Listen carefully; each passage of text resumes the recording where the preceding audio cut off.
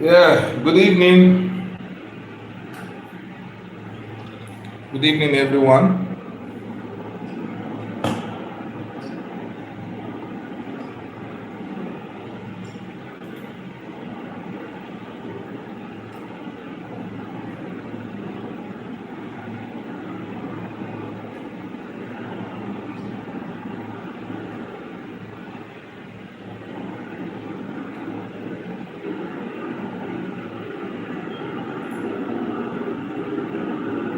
Good evening, everyone. Good evening, everyone.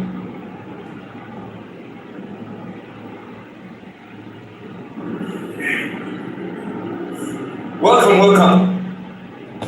Good evening, everyone. If you are just joining, thank you so much for joining this live. Thank you for joining this live. Please don't forget to subscribe if you are just joining for the very first time. Don't forget to subscribe. Don't forget to like this live. Please give it a thumbs up. So welcome to JT Sports. Doing well wherever you are. I think am I having a network problem? I think I'm having network problem, right? Am I having a network problem? So thank you so much for joining. I appreciate all of you for joining. Let's talk about Nigerian football. Let's talk about Nigerian football. And one thing is for us to glamour for the national team, that is the Nigerian Football Federation, the Super Eagles of Nigeria, to qualify for a major tournament. Thank you. To qualify for a major tournament. The other thing is who is benefiting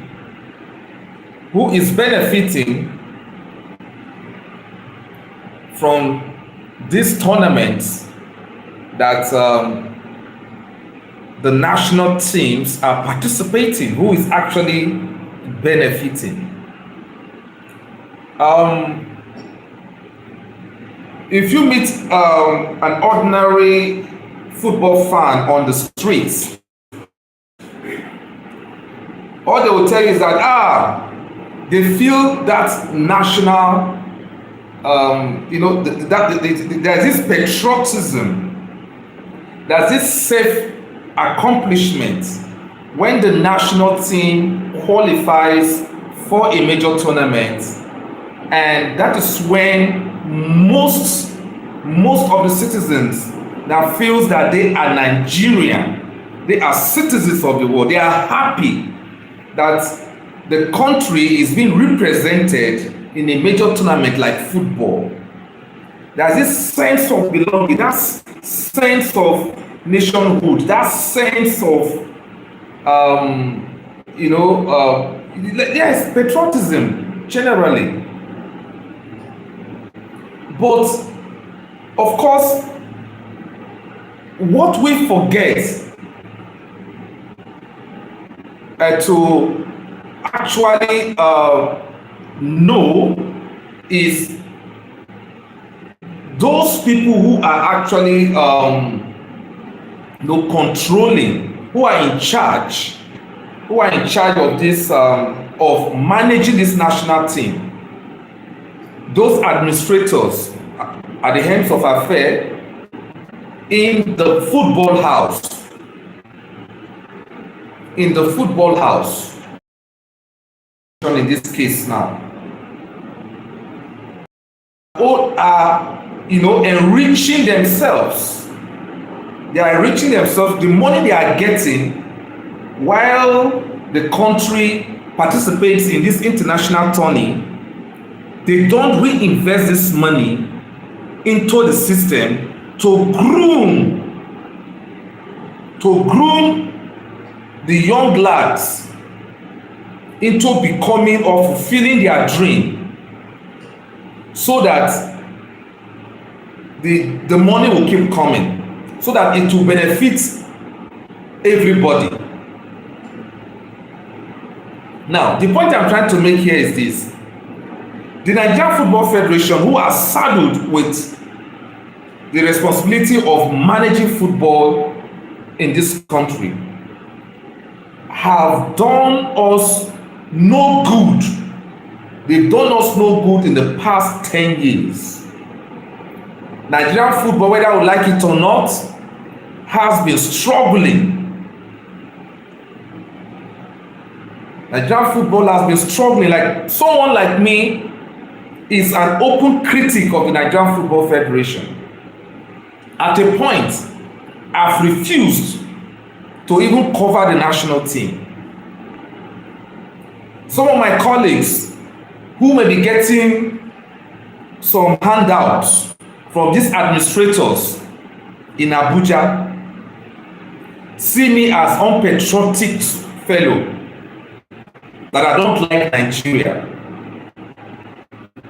Look, the manner at which our football is being managed is even affecting what is happening on the field. It's a reflection. What is happening on the field is a reflection of what is happening right there at the Sunday Dakaro House, which is now the headquarters of the Nigerian Football Federation. By the time we get new administrators, if there is once an election is held and we all of us now think that okay, change will come and all that, of people who have been managing our football for so long. We covered the NFF election that brought Amaju Pinnick. Amaju Pinnick just came from the Blues, contested and won, and we all saw what he did in 8 years that he was in charge of the Nigerian Football Federation. And at the end of the day, the mission was personal mission, not for the country. We can all see it. Now, look at our age grade football.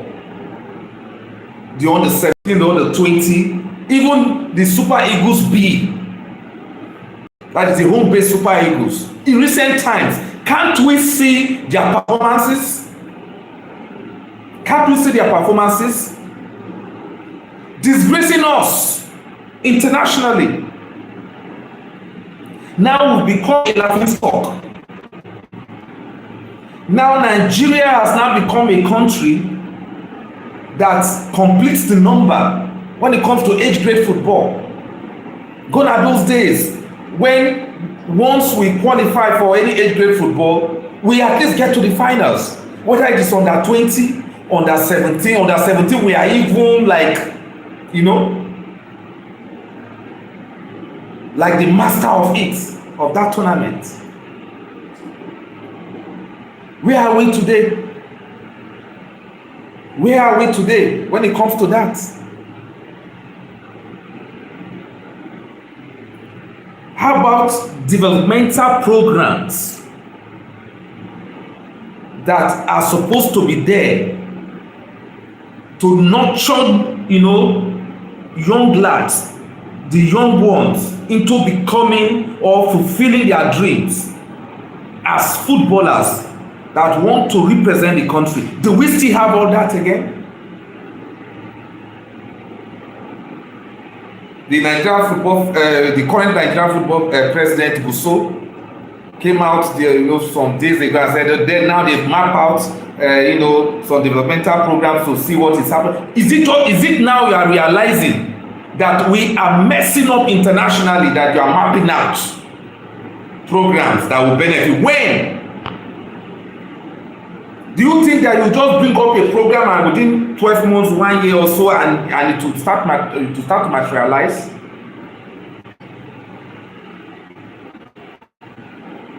Sometimes it takes years 5, 10 years for you to see the results. But because he feels, Gusto feels that, look, that there for the next 8 years. That is why you see they don't care. All they are interested about is for Nigeria to qualify for major tourney, and then what will happen is that either CAF or FIFA will at least send that qualification fee. The worst that will happen is that at least they have that qualification fee, that preparation fee for that major tournament. At least that one is in their pockets.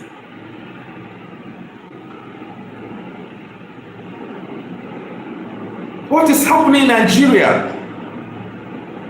What is happening in Nigeria?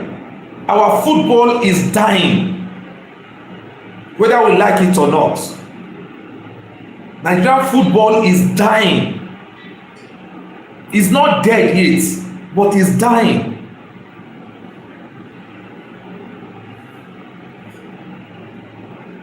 Nigerian football is dying. No plans. No future plans. FIFA will send money for developmental issues. Send money, build mini stadium, do this and do that. They will not do it. They'll squander the money. They'll eat the money. They'll just come organize, a media party and all that. Maybe choose a particular place and say, okay, they are going to build, a mini stadium here for developmental program for the youth and all that. After that, you will not hear anything again. One of these days, I'm going to visit the so-called FIFA Go project in Kebbi State to see how far that project has gone, to see how well the project is. I'm going to do that. I promise you guys. Look at the Go project in Abuja. It's dead. At least we thank God that Go project in Abuja has produced people like Osimhen. I knew Osimhen when he was a small boy. It was in that stadium he trained, went to the under 17 and won it in UAE or so then, under the tutelage of Emmanuel Amunike. And that's why Emmanuel Amunike today is crying. Emmanuel Amunike today is crying.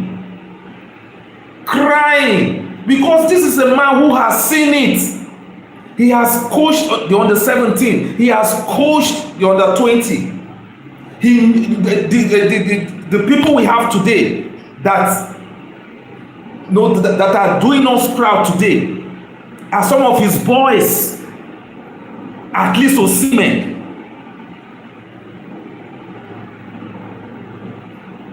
Taiwo Awoni are all his boys, are people that he coached when they were little.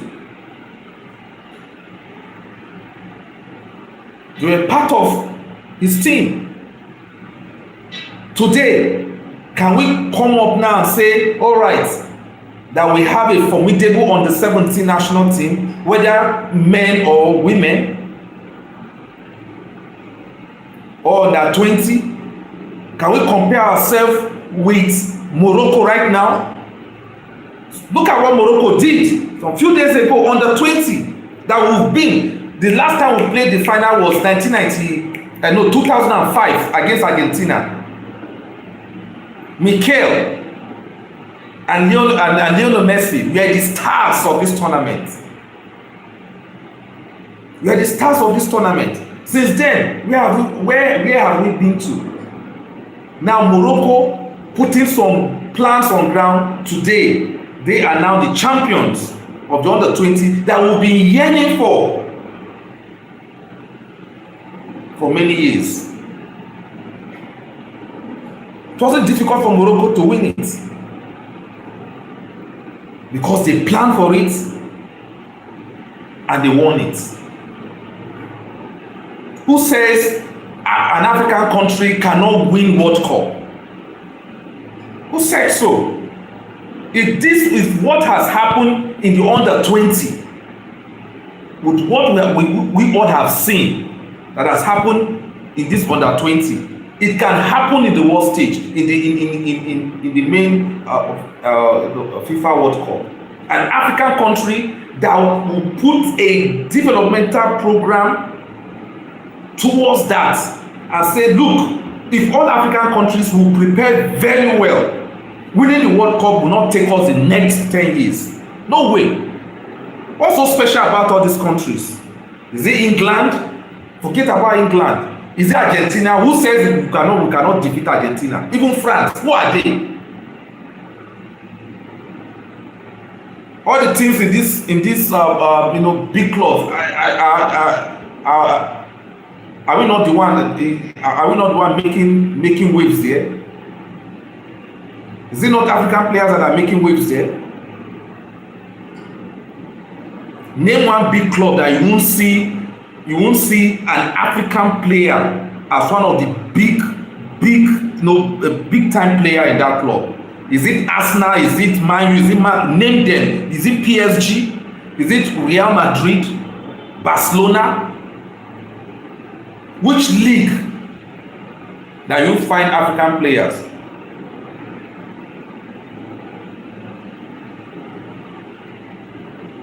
To narrow it down to Nigeria one more time. Since 2014,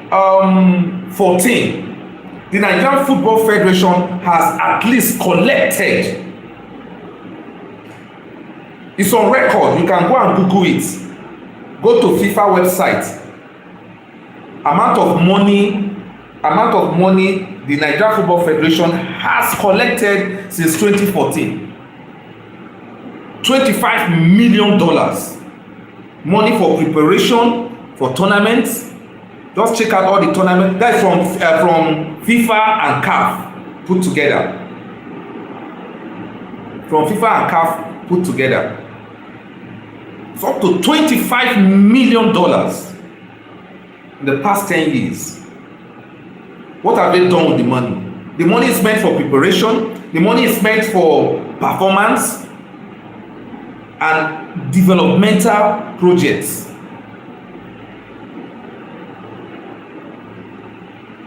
Yet, after every tournament, players will begin to complain. They will not be given their bonuses, their match bonuses, or sometimes they will need to strike or threaten to strike before NFF will now cry out, and then the government, because they don't want embarrassment, the government will then release funds.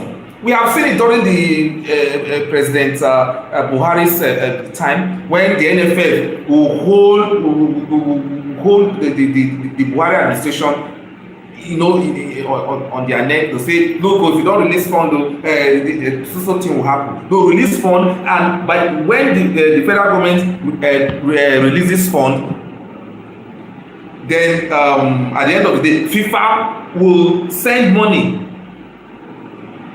FIFA will send money to the NFF, and the NFF will not give account of it. And the government don't dare ask. You dare ask, the NFF will still threaten the government of interference, holding the Nigerian people on the jugular. Please, if you are just joining, this is JTV Sports Nigeria.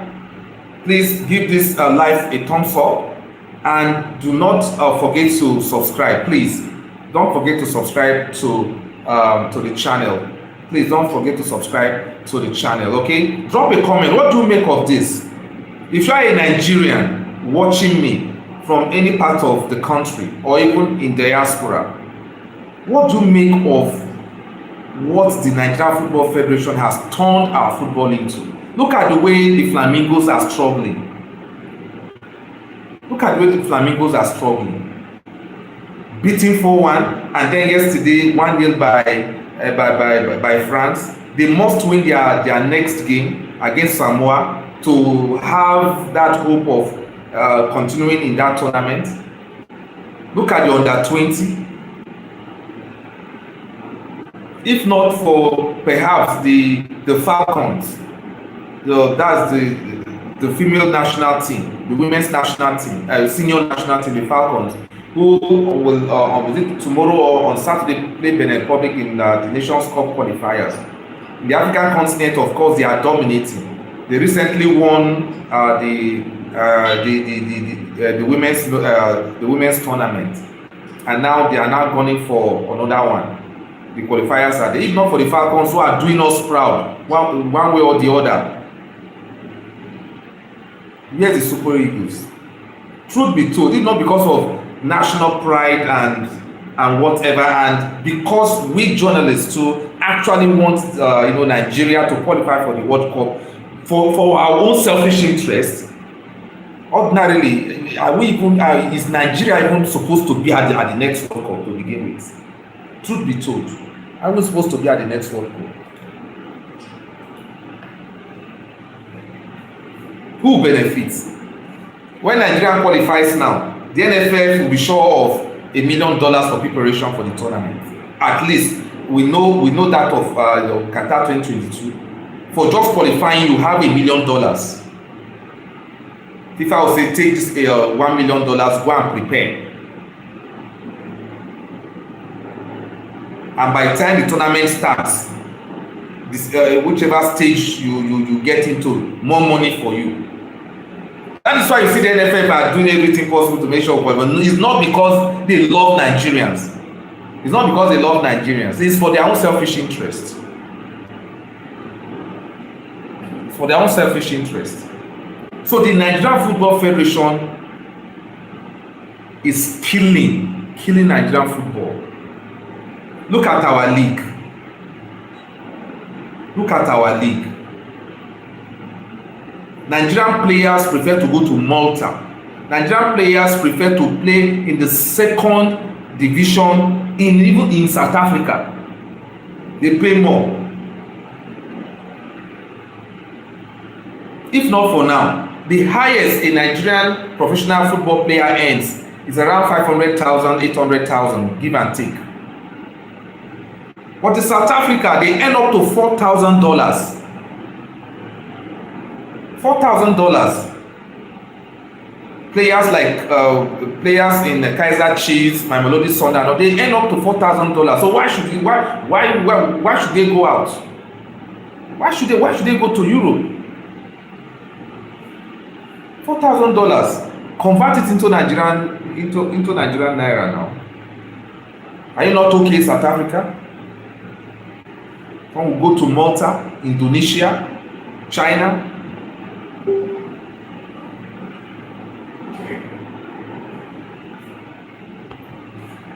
The Nigerian Football Federation, you guys have to wake up.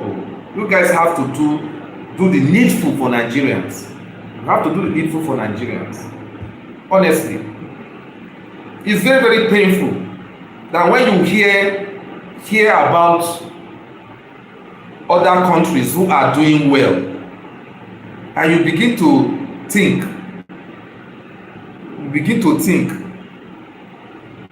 what is wrong with us? What is wrong with this country? Then you then be devastated at the end of the day. Devastated at the end of the day.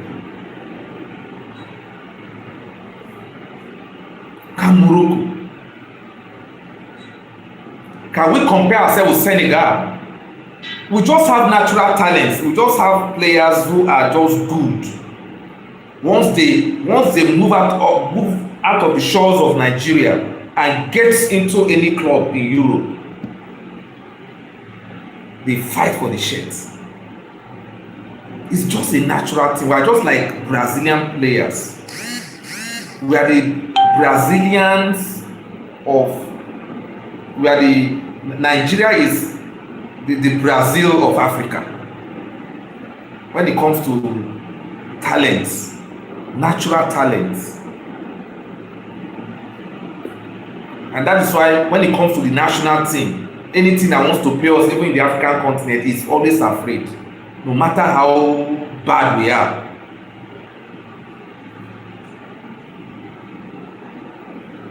But the question is, has the Nigerian Football Federation, have they really helped in any way? Have they really helped in developing our football? The answer is no. The answer is no. They've not helped in any way.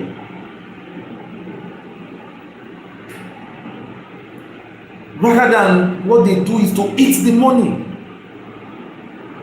To eat the money. In 10 years, they've collected $25 million. What have you done? What have you guys done with it? Was it not in recent times that was okay, any money collected from FIFA, 30% will go to the players, and then you guys will now keep the rest? We are not talking about the funds you collect from the government before a major tourney. Should the Super Eagles qualify now for the World Cup, the federal government must cough out money for the Super Eagles for them to be at the tournament, because FIFA will not release money immediately, and NFF will begin to cry. We don't have money, the Eagles need to prepare. By the time they just cry and win at the media, we'll help them amplify their cry, and before you know, the government will be, because they don't want issue, they don't want bashing from Nigerians, release money, they'll give them the money. And when they give them the money, they'll go to the tournament, and then at the end of the day, FIFA will release the money they are supposed to release, which is official. In fact, before any tournament, FIFA publish how much every country will at the end of the day. Once you qualify for a major tournament, you say, okay, all the qualified teams, this is the amount you are going to get. As the tournament starts, whichever stage you get to, this is the amount. We all it's in the open. It's in public space. So we know all that. So the NFF, what they do is that they know that the worst, so they'll calculate, okay, the worst you can get is so amount of money, and the government does not have any right to ask them that money. Even the headquarters they are occupying today, the Sunday Dakoro house they are occupying today in Abuja, was government money. Was it not the presidential committee set up for the 2010 World Cup under Amechi, the former governor of Rivers State, where money was released under Goodluck Jonathan administration, was released? It was the remaining money they declared after qualifying. They said, okay, this is the amount that remains. Okay, what are we going to do with this amount? It's okay, let's build a befitting house for these people. Once in that dilapidated building called Glass House, where to live, not for that long. They built a befitting office for them. They refused living. They were forced. No, I think it was Sunday Diary, under Sunday Diary, who insisted that they must leave the Glass House. Glass House, where you will see snakes, severally, reptiles, because of the evil things they do there.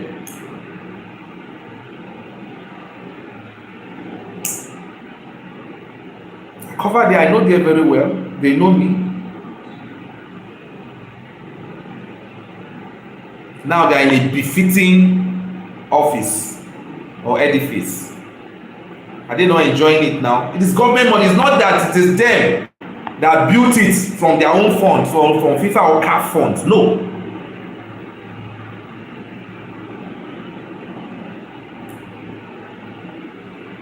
It's a shame. Look at our league. Look at our league. Mamelodi Sundowns will come to Nigeria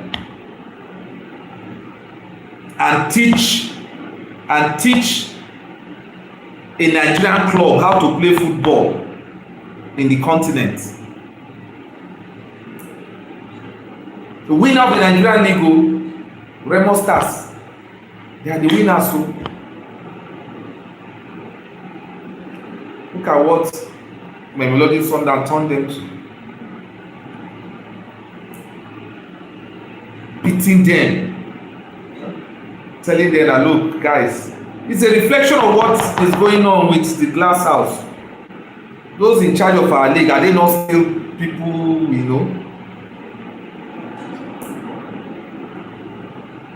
it's pathetic, very, very pathetic that we find ourselves in this kind of situation. Honestly, very, very pathetic. Nigerian population is killing. Some people say they have killed or they have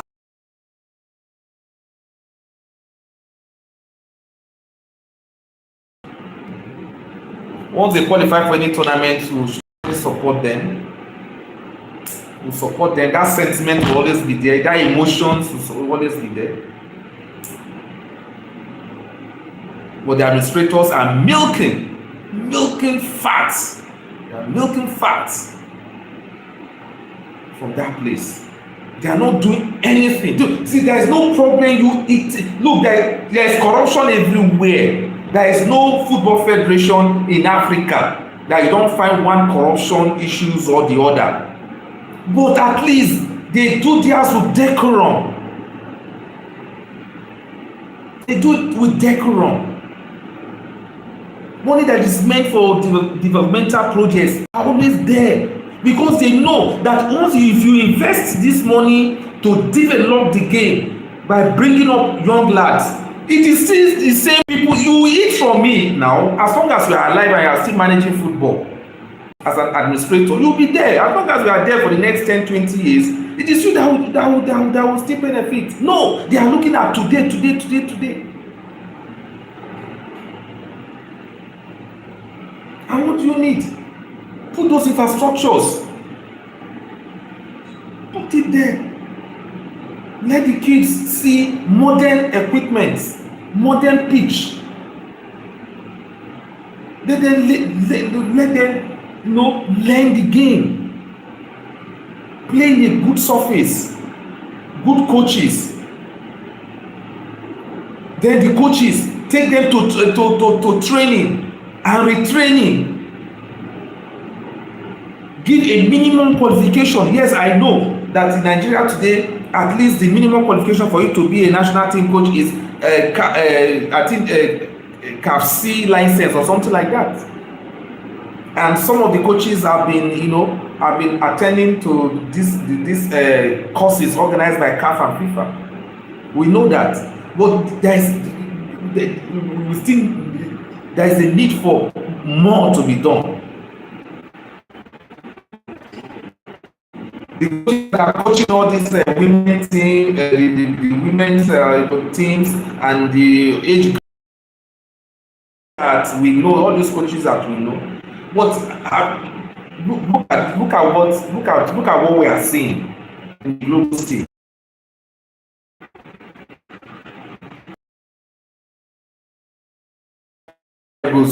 For us to be talking when sometimes not because of nationalism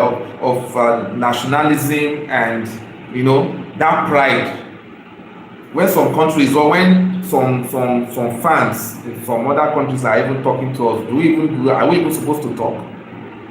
If a Bafana fan is talking, saying whatever they want to say about us, we are not even supposed, just because that pride that we have, we know that look, we still need to defend ourselves. Do you blame them? Morocco is moving. Morocco is good there. Let's see what at least the last World Cup in Qatar, we saw what Morocco did now. We thought it was a fluke. Even the Morocco women national team, look at what they are also doing now. They are progressing. Morocco is progressing. Senegal, I've made mention of this. We don't. It's actually going up, not going down. In fact, I think they are the best. If not, in fact, they are one of the best teams in Africa. But I can still argue that they are the most informed, the most, organized national team in Africa. Senegal.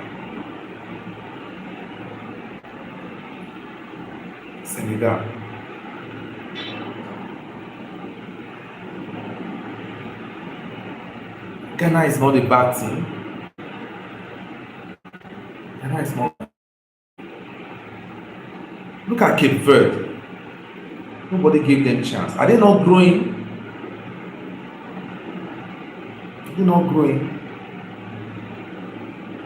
Now, it will soon come to a point where we'll now be relying on Nigerians in diaspora to make up the national team. Even now, I think most of the members of the Super Eagles are members of the diaspora. For Moses Simon, Chukwueze, Osimhen is homegrown. Who else? The goalkeeper Nwabali. Who again? The likes of Ola, they are all British people now. It will be now Ibona. To Stekong. All of them are guys they are Nigerians in the diaspora that are making all the team. No homegrown. What should we do? Look at where we disgrace ourselves in the recent Chad tournament. Look at what our home-based players did to themselves in the eyes of the world. Because our league is something else. Actually, I'm not really happy with what is going on. So please, drop a comment if you can. What do you make of the Nigerian Football Federation's handling of our football? If you are a Nigerian, okay, and if you are not a Nigerian watching, is it the same in your country? Please drop a comment. Please drop a comment. Is it the same scenario? Is it the same thing you guys are facing wherever you are? Please drop a comment, and don't forget to subscribe to this channel. Please, let's make it 4,000.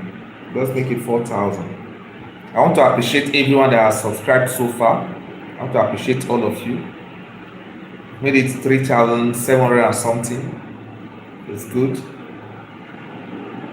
But I'm really pained with what is going on in my country. What is going on with our football? What is going on with our football? It's not healthy at all. Truth be told.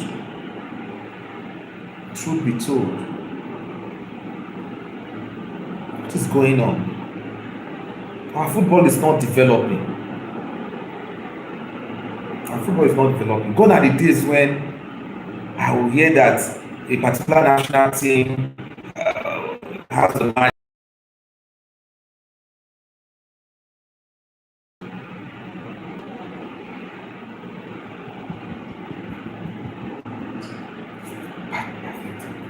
Pathetic.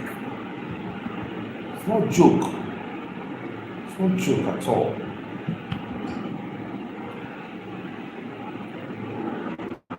I want to appreciate all of you for watching. For those of you who joined me, thank you very, very much for your support. Please, let's keep supporting this channel. And we hope that everything will be fine. Okay, thank you guys. Gotta go now. And I don't know, some Europa League matches is going on now, but okay, let's see how it goes anyway. maybe tomorrow we'll talk more on that. So thank you so much for joining this live, and we'll bring you more talking points. Thank you. God bless you wherever you are, and all will be well.